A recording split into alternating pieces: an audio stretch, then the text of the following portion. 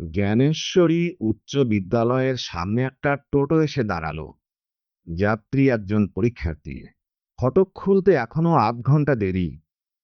পরীক্ষার্থী টোটো থেকে নেমে অগত্যা একটি বন্ধ দোকানের সেটের তলায় এসে বসল। সে শেষবারের মতো বইয়ের পাতা উল্টাতে লাগলো। হঠাৎ সেখানে এক হৃষ্টপুষ্ট যুবক উদয় হয়ে পরীক্ষার্থীকে ধমকাতে চমকাতে লাগলো। কে তুই? এটা তোর পড়ার জায়গা? পরীক্ষার্থী নম্রভাবে বোঝানোর চেষ্টা করল, আমি সুশোভন সেন, ভিন জেলা থেকে এসেছি, ডাব্লিউবিসিএস পরীক্ষার্থী। এটা তোমার দোকান দাদা? তবে কি তোর বাপের দোকান? এই চত্বরের সবকিছুই আমার। এখানে বসতে গেলে 100 টাকা লাগবে।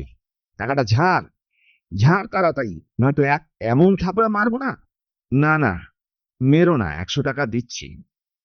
টাকাটা পকেট থেকে বের করে যুবকের হাতে দিয়ে সুশোভন বিনীত অনুরোধ করল, বসো না দাদা, তোমার সাথে একটু গল্প করি। তোমাকে খুব ভালো লেগেছে আমার। যুবক বসল, সিগারেট ধরিয়ে লম্বা ধোঁয়া ছেড়ে একটু নরম সুরে জিজ্ঞাসা করল, কি একটা পরীক্ষা দিচ্ছ বললে? ডাব্লিউবিসিএস এর মেন পরীক্ষা। বড় চাকরি বুঝি? বলতে পারো। পাশ করলে কোন পদে চাকরি হবে? বিডিও, এসডিও বা তার থেকেও বড় পদে। কত মাইনা পাবে? শুরুতে 60-70 হাজার ধরে নাও। সুশোভনও যুবকের কাছে এবার জানতে চাইল, দাদা তোমার পেশাটা কি? আমার কোনো পেশা নেই, নেশা আছে। বুঝলাম না। যুবক হো হো করে হেসে উঠল, বিদ্রুপাত্মক ভঙ্গিতে বলল, এই জ্ঞান নিয়ে বিডিও এসডিও হবে?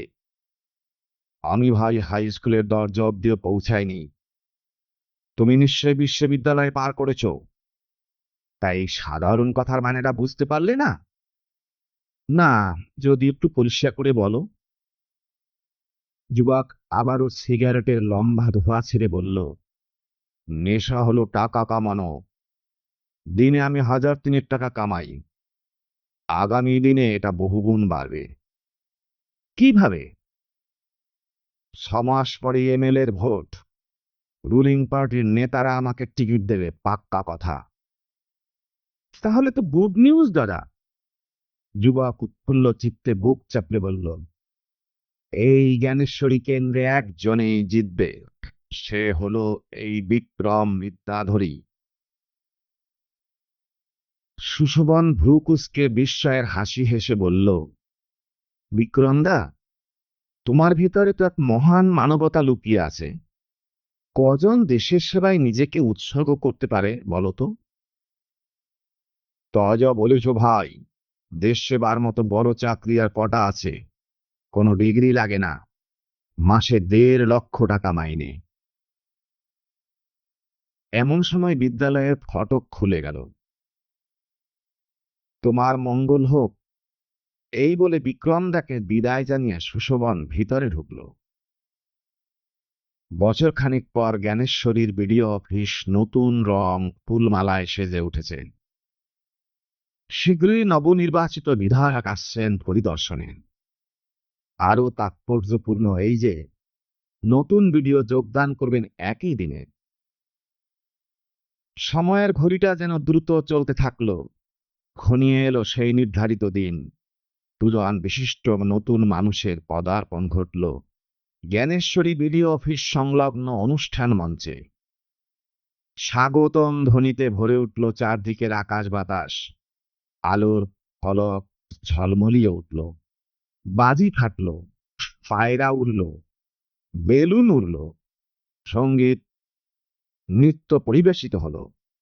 এভাবে সমাপ্ত হলো প্রথম পর্বের অনুষ্ঠান। এরপর দ্বিতীয় পর্ব। সঞ্চালকের ঘোষণা অনুসারে বক্তব্য রাখতে উঠলেন নতুন বিডিও সুশোভন সেন।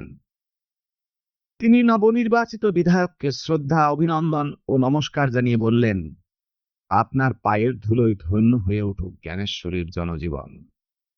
এই শুভ লগ্নে আমিও নিজেকে ধন্য মনে করছি। আপনার আদেশ শিরোধার্য করে আমি আমার কর্তব্যে অবিচল থাকব। এরপর বক্তৃতা করতে উঠলেন অনুষ্ঠানের মূল বক্তা নবনির্বাচিত বিধায়ক বিক্রম বিদ্যাধরী মহাশয়। সাদা পাঞ্জাবি পায়জামা পরা মানুষটি মাইক্রোফোনের সামনে আসতেই চারপাশ নিস্তব্ধ হয়ে গেল। শুরু করলেন বক্তৃতা। সম্মানীয় বিডিও সাহেব এবং মান্যগণ্য কর্মচারীগণ, আমি সরকারের পক্ষ থেকে একটা বার্তা দিতে আপনাদের কাছে এসেছি। আর তা হলো, আপনাদের সহযোগিতা নিয়ে জলের মতো স্বচ্ছ প্রশাসন গড়ে তুলব। দুর্নীতিমুক্ত সমাজ গড়াই আমাদের লক্ষ্য। সেই লক্ষ্য পূরণে আমিও মরণ ঝাঁপ দেব। বক্তৃতা শুনে কর্মচারীগণ মুচকি হাসছেন। বিডিও ভাবছেন, লোকটার মধ্যে শিক্ষার লেশমাত্র নেই। কি সব অদ্ভুত শব্দচয়ন! বার্তাকে বারোতা, মরণপণ লড়াই করব না বলে মরণ ঝাঁপ দেব, এসবে তো সত্যি হাসি খোরাক জোগাচ্ছেন। বিধায়কের মুখ থেকে এবার ইংরেজি ভাষ্য বেরিয়ে এলো। It is my promise, it is my ideology. BDO আবারও ভাবছেন, এই রে, কি সাংঘাতিক ইংরেজি! প্রমিসকে প্রমাইস, ইডিওলজিকে ইডিয়টলজি। ছে, বিদ্যাধরী মশাই ভেতর যে শূন্য, সেই পরিচয়টাই দিয়ে দিচ্ছেন। যাই হোক, বক্তৃতা শেষ হলো। অনুষ্ঠান শেষে বিডিওর পক্ষে দুজনের একান্ত আলাপচারিতায় বিডিও সাহেব কিছুটা আবেগপ্রবণ হয়ে বললেন, জানেন, আমার বিজ্ঞানী হবার স্বপ্ন ছিল। নিম্ন মধ্যবিত্ত পরিবার, ইচ্ছে থাকলেও আর এগোতে পারেনি। অবশেষে ডাব্লিউবিসিএসটাই বেছে নিলাম। বিধায়ক মুহূর্তে কিছু একটা ভেবে নিয়ে বলে উঠলেন, আপনাকে বড্ড চেনা চেনা লাগছে, আগে কোথায় যেন দেখেছি।